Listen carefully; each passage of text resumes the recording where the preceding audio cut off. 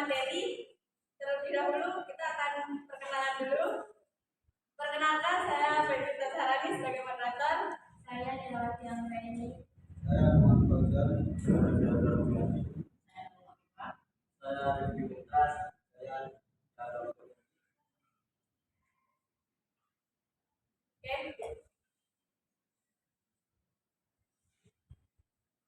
Selanjutnya kita akan masuk ke materi pertama, yaitu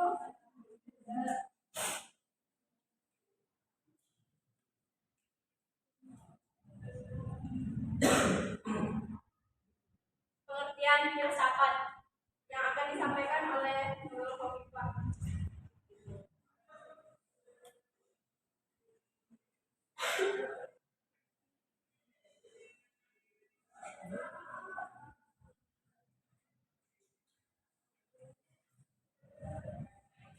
Jadi kan kelompok kita di sini kan bakal bahas tentang filsafat bukan istilah kan. Sebelum kita masuk bahas lebih dalam, pertama kita tuh harus tahu filsafat itu apa sih.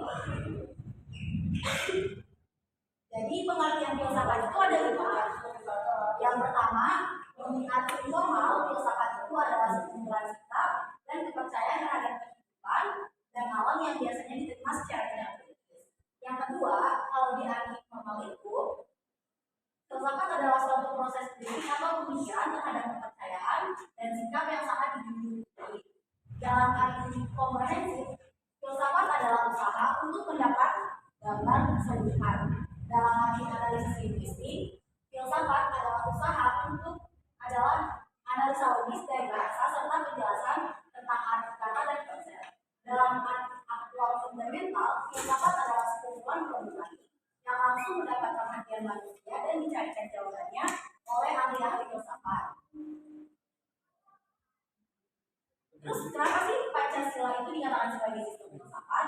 Jadi ada beberapa alasan yang menyatakan kalau Pancasila itu adalah sistem filsafat.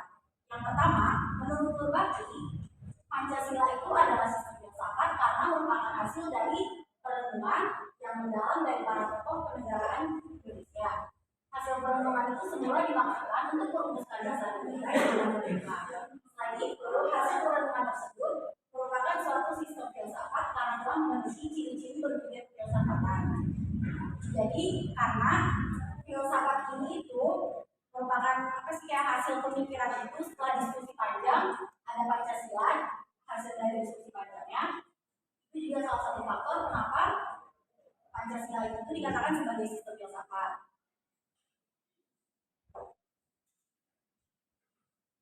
Selanjutnya ada konsep Pancasila sebagai sistem filsafat. Sastra Pratija menegaskan bahwa fungsi utama Pancasila sebagai menjadi dasar negara dan dapat disebut sebagai dasar filsafat adalah dasar filsafat hidup kenegaraan atau ideologi negara. Pancasila adalah dasar politik yang mengatur dan mengarahkan segala kegiatan yang berkaitan dengan kehidupan kenegaraan seperti perundang-undangan, pemerintahan, perekonomian nasional, hidup berbangsa, hubungan warga negara dengan negara, serta usaha untuk menciptakan kesejahteraan bersama.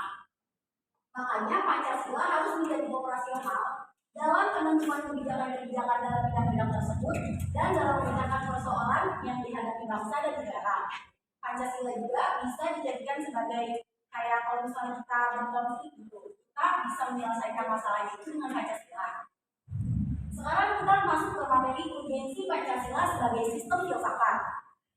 Pertama, agar dapat diberikan pertanggungjawaban rasional dan mendasar mengenai sila-sila dalam Pancasila sebagai prinsip-prinsip politik. Yang kedua, agar dapat dijabarkan lebih lanjut sehingga menjadi operasional dalam bidang-bidang yang menyangkut kehidupan negara. Ketiga, agar dapat membuka berbagai dialog dengan berbagai perspektif baru dalam kehidupan berbangsa dan bernegara. Keempat, agar dapat menjadi kerangka evaluasi terhadap segala kegiatan yang bersangkut paut dalam kehidupan bernegara, berbangsa, dan bermasyarakat, serta memberikan perspektif pemecahan terhadap permasalahan nasional.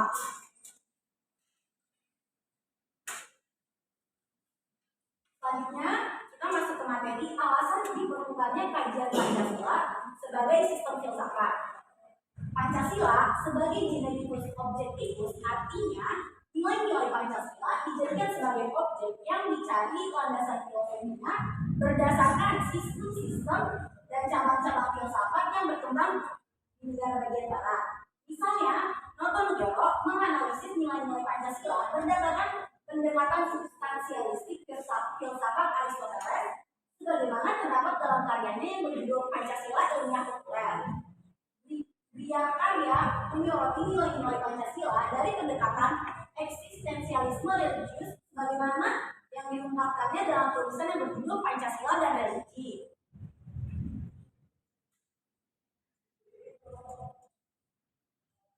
Tadi kan kita udah bahas tentang generikus dan objektifus. Sekarang ada materi tentang Pancasila sebagai generikus objektifus dan generikus subjektifus. Pancasila sebagai generikus objektifus artinya nilai-nilai Pancasila dijadikan sebagai objek yang dicari landasan filosofisnya berdasarkan sistem-sistem dan cabang-cabang filsafat yang berkembang di barat. Ini sama kayak yang tadi, yang kayak Notonegoro yang melalui pendekatan substansialistiknya berdasarkan filsafatnya Aristoteles. Terus ada juga dunia karya seperti yang tadi saya jelaskan.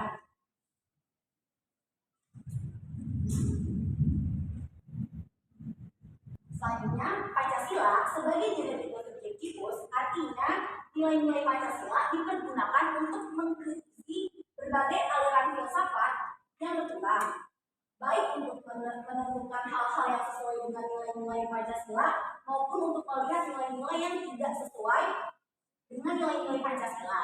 Selain itu, nilai-nilai Pancasila tidak hanya dipakai sebagai dasar bagi pembuatan peraturan perundang-undangan, tetapi juga nilai-nilai Pancasila mampu menjadi orientasi pelaksanaan sistem politik dan dasar bagi pembangunan nasional.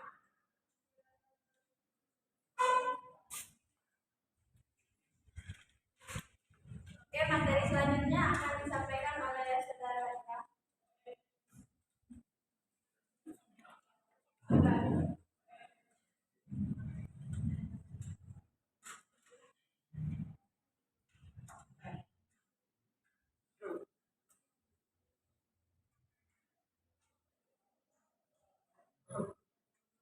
Sistem filsafat Pancasila, ada antologi, ada epistemologi, dan ada aksiologi.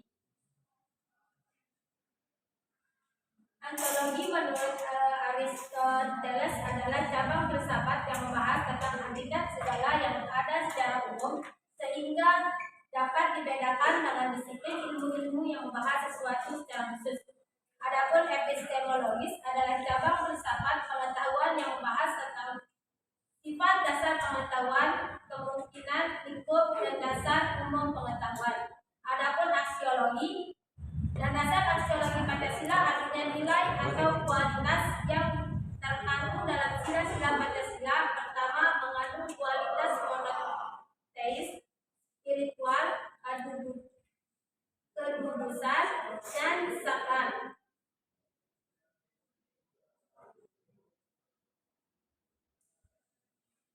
Kita lanjut ke sumber sosiologis Pancasila sebagai sistem filsafat.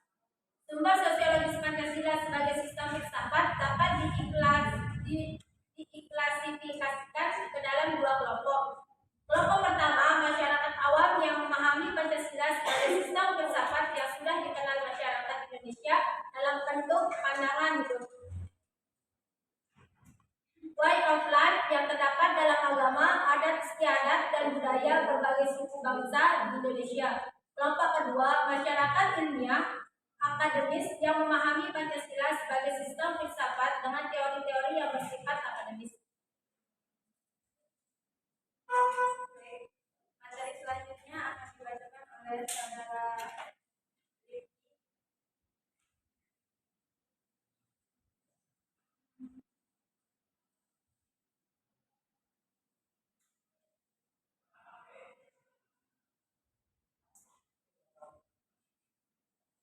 Baik, saya akan membacakan materi selanjutnya, yaitu sumber politis Pancasila sebagai sistem filsafat. Pada awalnya, Pancasila merupakan konsep konsensus politik yang kemudian berkembang menjadi sistem filsafat. Sumber politis Pancasila sebagai sistem filsafat dapat diklasifikasikan dalam dua kelompok.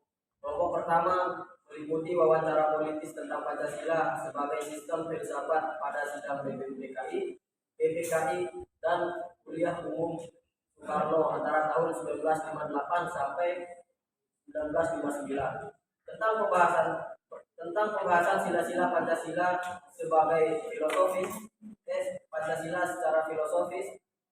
Kelompok kedua mencakup berbagai argumen politis tentang Pancasila sebagai sistem filsafat yang disuarakan kembali di era reformasi dalam pidato politik Habibie 1 Juni 2011.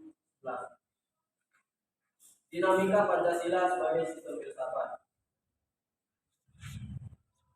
Pada era pemerintahan Soekarno, Pancasila sebagai sistem filsafat dikenal dengan istilah filosofis Ronslag. Gagasan tersebut merupakan perenungan filosofis Soekarno atas rencana berdirinya negara Indonesia merdeka.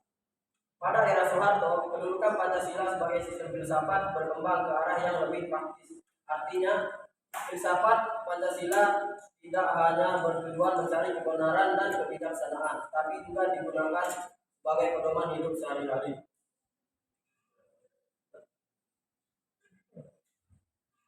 Materi selanjutnya akan dibacakan oleh saudara Fauzan.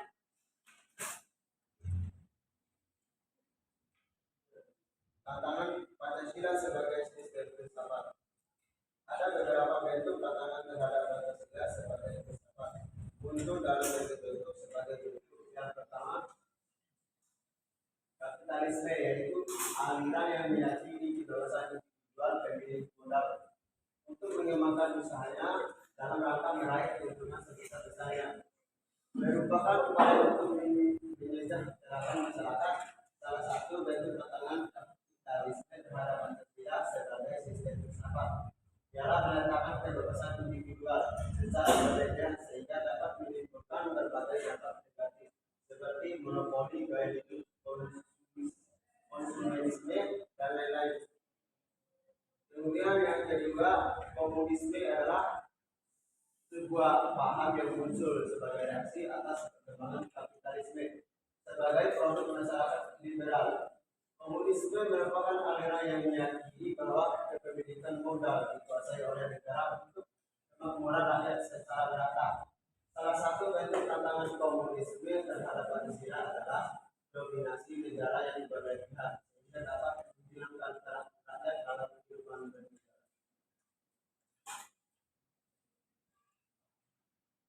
Materi selanjutnya akan disampaikan oleh saudara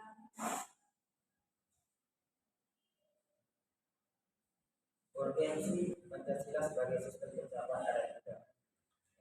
Yang pertama, betapa Pancasila sebagai sistem filsafat dapat memulihkan negara bangsa Indonesia sebagai bangsa yang merdeka dalam politik, juridis, dan juga merdeka dalam mengemukakan ide pemikiran untuk kemajuan bangsa, baik secara akademik maupun spiritual.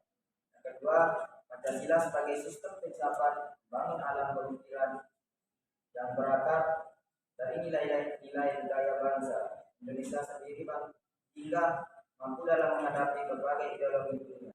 Yang ketiga, Pancasila sebagai sistem filsafat dapat menjadi dasar jalan untuk menghadapi tantangan globalisasi yang dapat melunturkan semangat kebangsaan dan melemahkan sendi-sendi perekonomian dan berorientasi pada kesejahteraan dan ganda. Yang keempat, Pancasila sebagai sistem filsafat dapat menjadi way of life sekaligus way of bangsa Indonesia untuk menjadi keseimbangan dan konsistensi antara tindakan dan pemikiran. Bahaya yang ditimbulkan kehidupan modern dewasa ini adalah ketidakseimbangan antara bertindak dan cara berpikir hingga menimbulkan kerusakan lingkungan dan mental dari suatu bangsa.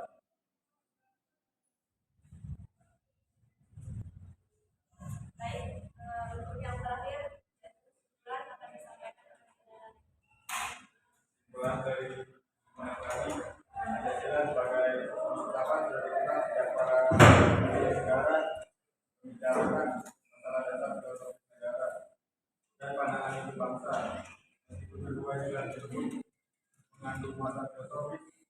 tapi Pancasila sebagai sistem filsafat yang mengandung pengertian lebih akademis memerlukan penulisan lebih mendalam. Filsafat Pancasila merupakan istilah yang membuka dalam dunia akademis. Ada dua pendekatan yang berkembang dalam pembentukan filsafat Pancasila, yaitu Pancasila sebagai filosofi